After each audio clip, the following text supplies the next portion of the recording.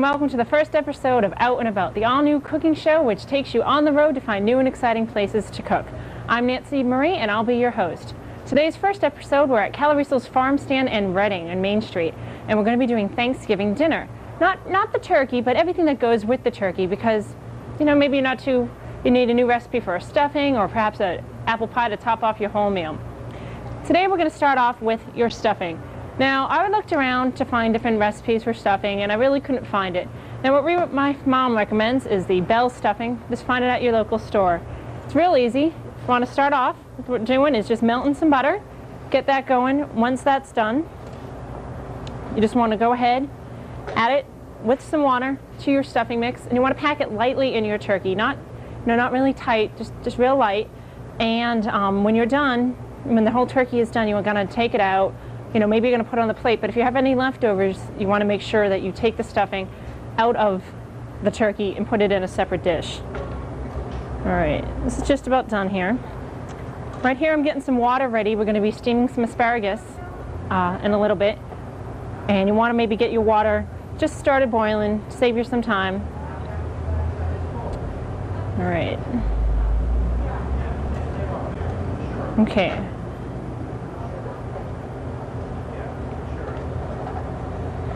So you're just going to take that, and then it requires some water, about 1/3 cup water. Pour it in,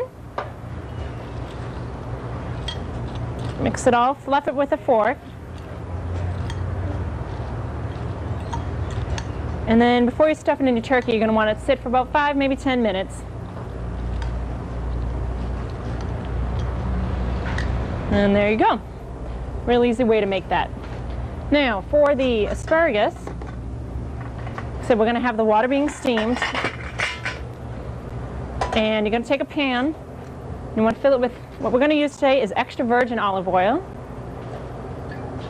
Fill it, you know, so it kind of covers the bottom of the pan. Now, this is the real healthy kind of olive oil that people, you know, you hear about this day. People worried about fat content, so you'd want to use this. Then and take some garlic powder. Maybe you want to use real garlic. It's all up to you. Just sprinkle it in the bottom of the pan. Really depends on your taste, what your preference is. Then you take your asparagus, and I've already pre-cut these, but what you want to do is cut them off just to where it breaks, really, it kind of breaks a nice snap. And then you just put them in your pan. You can also do this in the microwave, some water, just for about maybe 5 minutes, and we're going to cover it. And while we do that, while you just cover it up while they steam.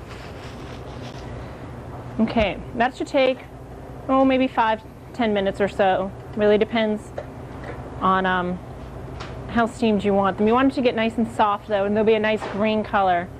So while you're doing that, though, you can heat up your oil.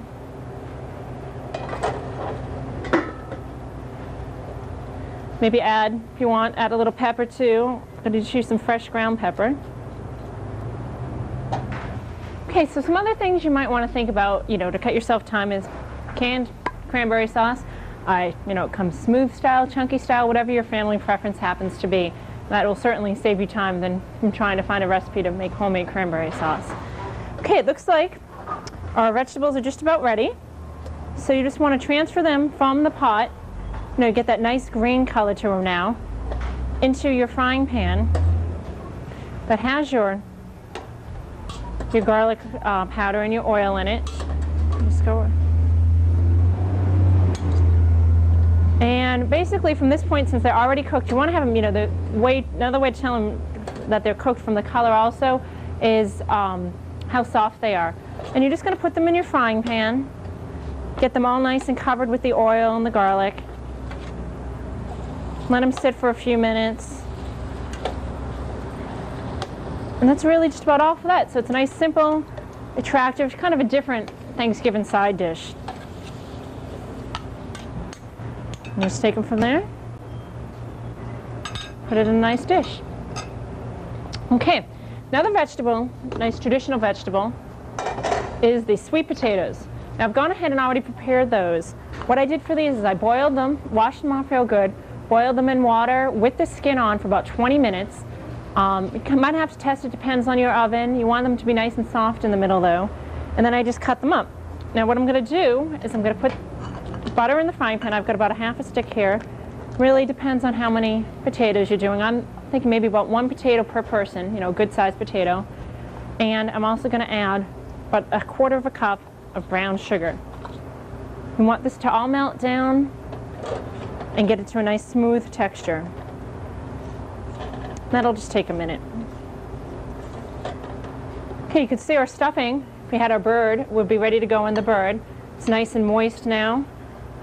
If you like a drier stuffing, you'd want to put a little less water in, and for more moisture, just add a little more water. Let's see, move this out of the way so y'all can see that. Okay, you'll see we're just mixing it up, getting the butter to melt down.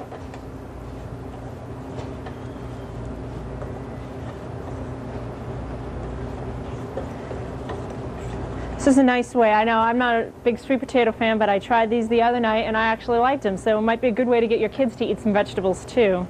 All right, then you just put your sweet potatoes in. You want to stir them around so they're nice and coated.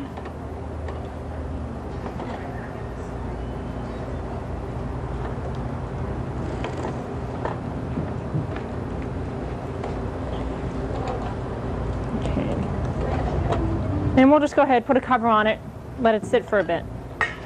I'm gonna put it on medium. No, just so everything gets more melted down and, you know, mixed together. Okay, now next thing I want to do is make a banana bread. Now, when I was growing up, we always had banana bread in my house, but it was open a box and voila.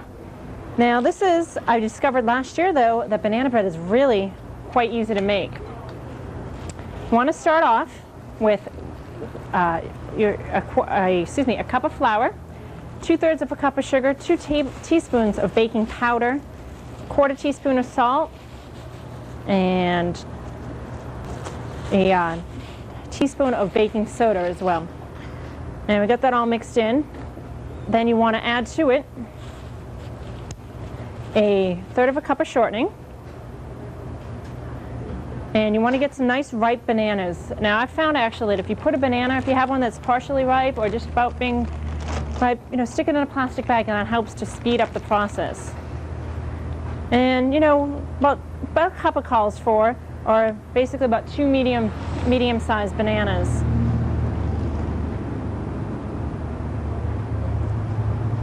And you might want to smush them up ahead of time. It's really up to you. And let's see, add 2 tablespoons of milk. Okay, and then you just take your mixer.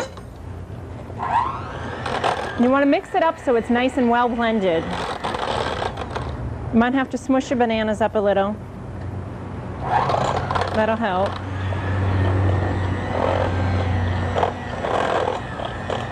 And it'll take just a minute or so.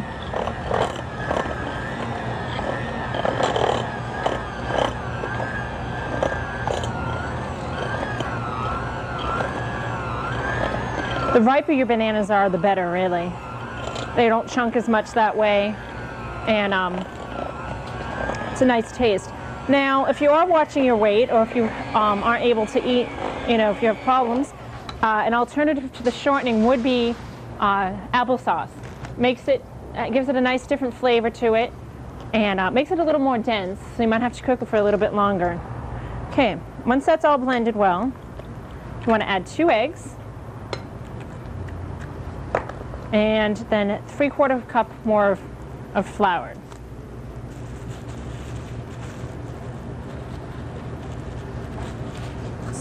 Then blend it again.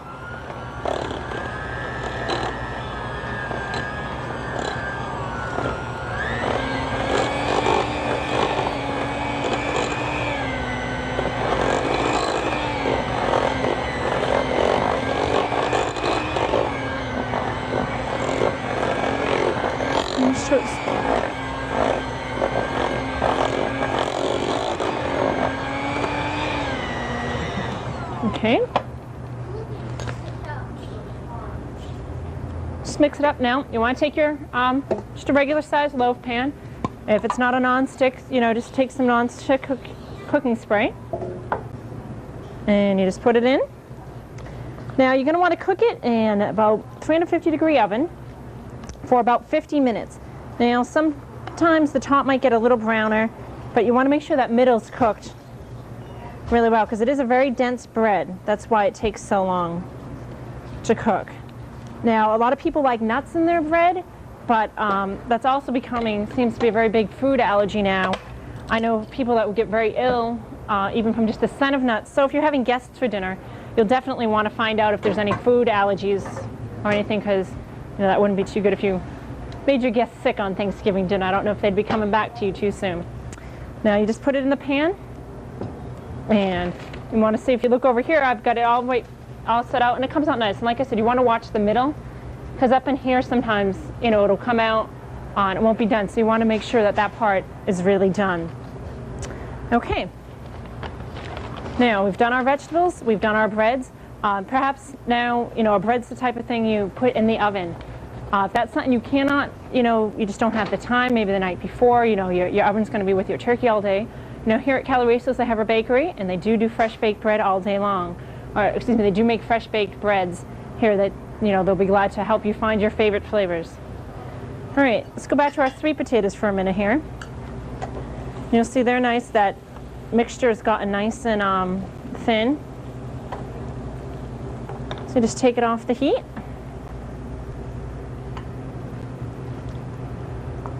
And there you go, and just serve it up. Okay.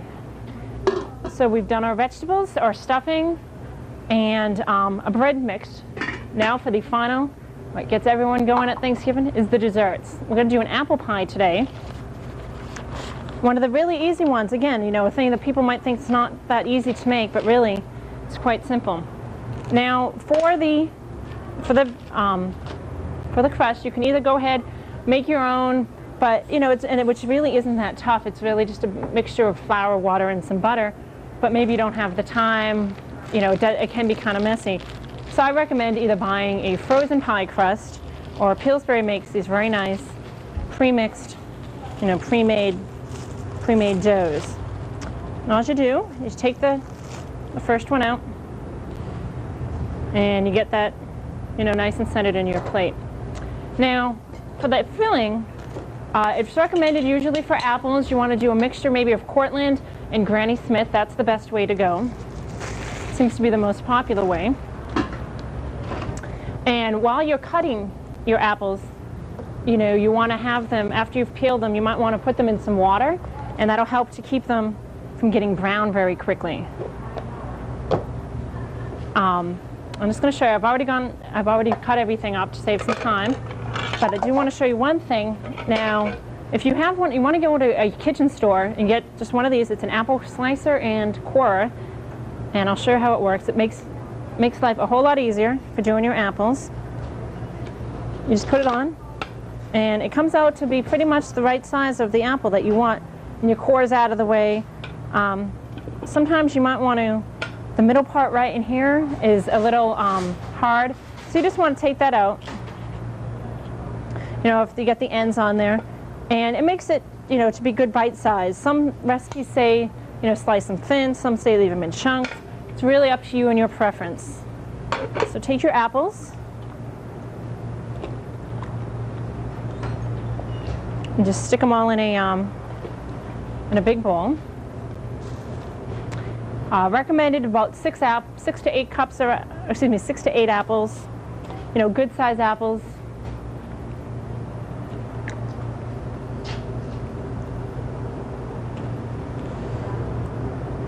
Okay, and what you're going to put into this mixture is 3/4 cups of sugar, 2 tablespoons of flour, and let's see, 3/4 of a teaspoon of cinnamon.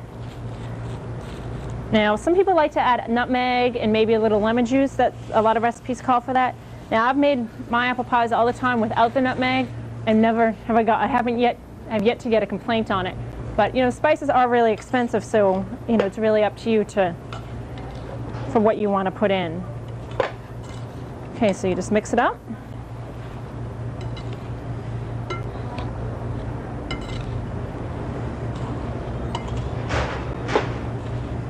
Get everything good and covered.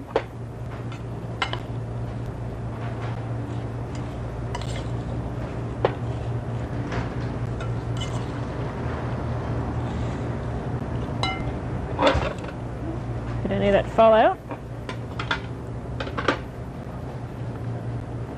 Take it and just fill up the plate.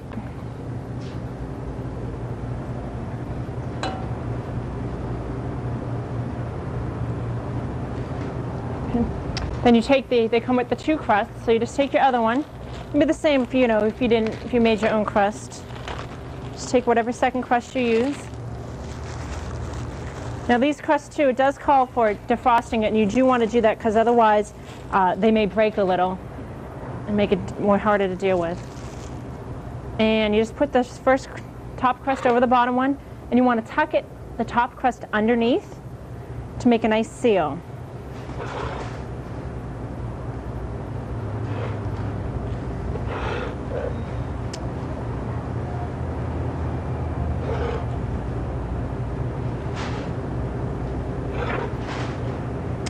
Okay, now you want to maybe decorate it with, you can either pinch it around, or, an easy way too is just make little fork prints, kind of press it up against the side. Now you always want to make everything you make look really attractive to people to eat. And you need to let some steam escape out, so you just want to put some slices up around the pie.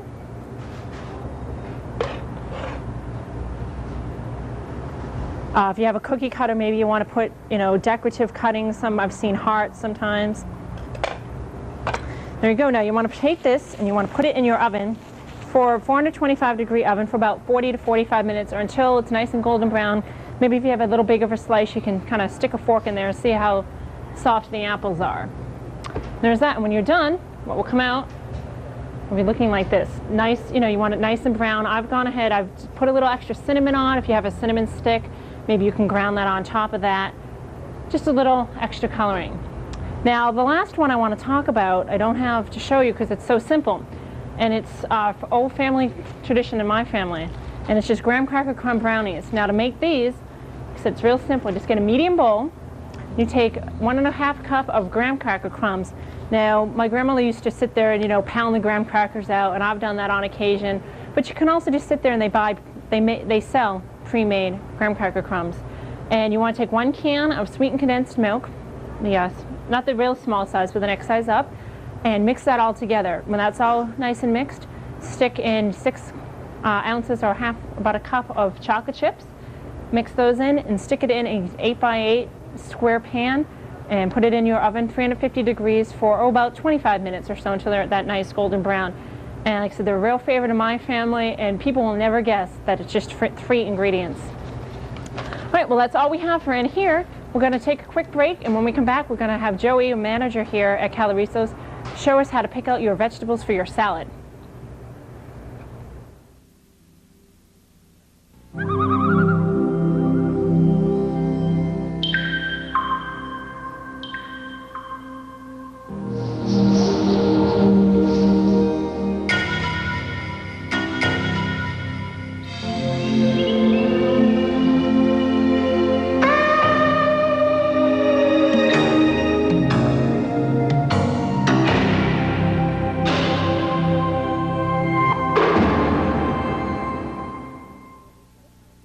Okay, we're back, and we're here with Joey. He's the manager of Calorisos, or one of them, and he's going to show us today how to make up a great salad. Now, Joey, of course, the first thing you want to start with is lettuce on a salad. What would you recommend for a good lettuce for salad? For a good lettuce for a salad, I'd recommend either a green leaf lettuce or a romaine lettuce.